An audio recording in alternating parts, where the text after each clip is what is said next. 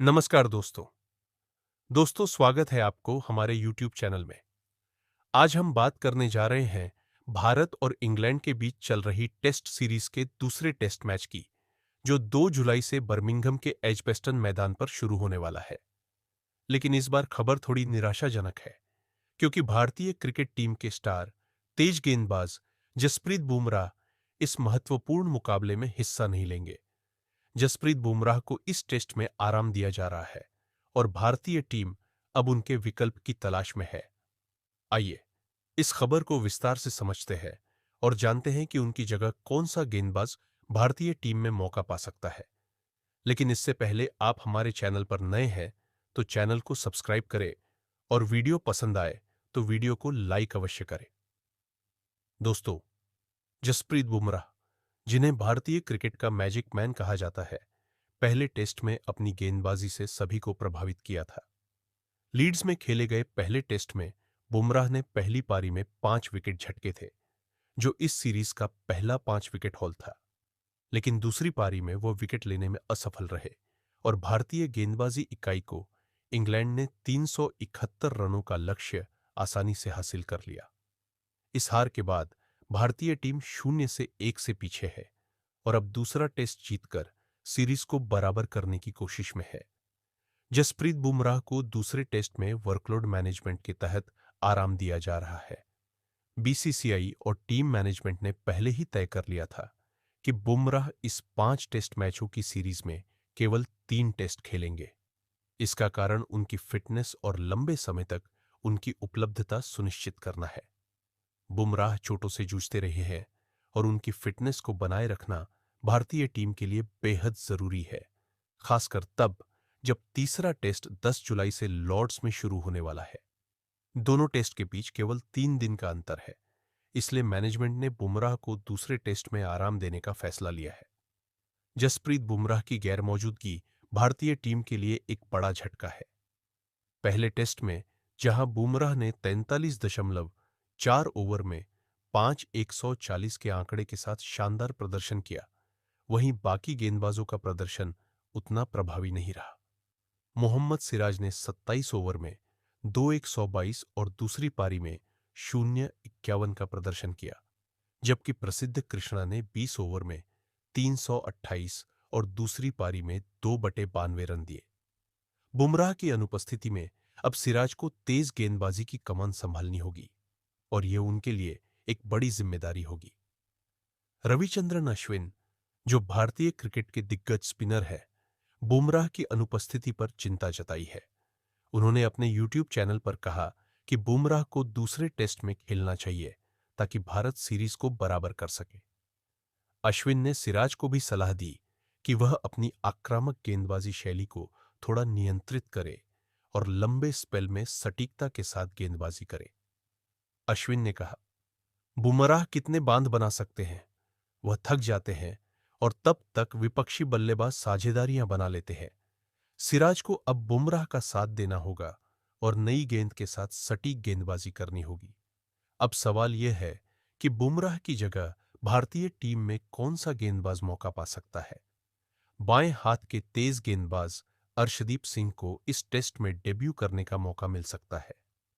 अर्शदीप टी20 cricket में भारत के लिए शानदार प्रदर्शन कर चुके हैं और इस फॉर्मेट में वह भारत के लिए सबसे ज्यादा विकेट लेने वाले गेंदबाज है, जिनके नाम 99 विकेट है। उनकी बाएं हाथ की गेंदबाजी इंग्लैंड के सलामी बल्लेबाजों के लिए मुश्किलें खड़ी कर सकती है, खासकर अगर पिच पर स्विंग मिले। अर्शदीप की गेंदबाजी में विविधता और सटीकता भारतीय गेंदबाजी इकाई को नया आयाम दे सकती है। अर्शदीप के अलावा आकाशदीप भी एक मजबूत दावेदार है। आकाशदीप ने घरेलू क्रिकेट में अपनी सटीक लाइन और सीम मूवमेंट से सभी को प्रभावित किया है। हालांकि उनके पास बुमराह जैसी रफ्तार नहीं है, लेकिन उनकी अनुशासित गेंदबाजी भारतीय टीम के लिए उपयोगी हो सकती है। पहले टेस्ट में भारतीय गेंदबाजों की लय और अनुशासन की कमी साफ दिखी थी और आकाशदीप इस कमी को पूरा कर सकते हैं। एक अन्य विकल्प नीतीश कुमार रेड्डी भी हो सकते हैं, जो मध्यम गति के तेज गेंदबाज और ऑलराउंडर है। नीतीश की बल्लेबाजी क्षमता भारतीय लाइनअप को गहराई दे सकती है, जो पहले टेस्ट में कमजोर नजर आई थी।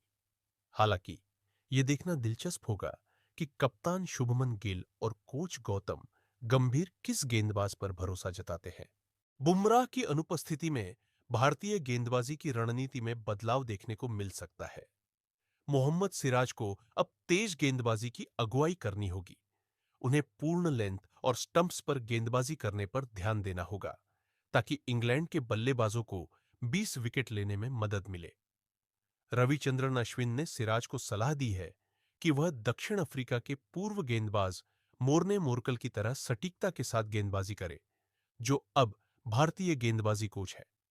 इसके अलावा भारतीय टीम शार्दुल ठाकुर को भी प्लेइंग 11 से बाहर कर सकती है। पहले टेस्ट में शार्दुल का प्रदर्शन निराशाजनक रहा था। उन्होंने बल्ले से केवल 1 और 4 रन बनाए और गेंद से केवल 2 विकेट लिए। उनकी जगह स्पिनर कुलदीप यादव को मौका दिया जा सकता है। पूर्व भारतीय कप्तान सुनील गावस्कर ने भी कुलदीप को शामिल करने की वकालत की है। उनका मानना है कि एजबेस्टन की पिच पर रिस्ट स्पिनर को मदद मिल सकती है। दूसरे टेस्ट में भारत को इंग्लैंड की मजबूत बल्लेबाजी और गेंदबाजी से पार पाना होगा। इंग्लैंड ने पहले टेस्ट में शानदार प्रदर्शन किया था और 371 रनों का लक्ष्य हासिल कर लिया था। इसके अलावा इंग्लैंड ने अपने स्क्वाड में तेज गेंदबाज जोफ्रा आर्चर को शामिल किया है, जो 4 साल बाद टेस्ट क्रिकेट में वापसी कर रहे हैं। आर्चर की 152 किलोमीटर प्रति घंटा की रफ्तार भारतीय बल्लेबाजों के लिए मुश्किलें खड़ी कर सकती है।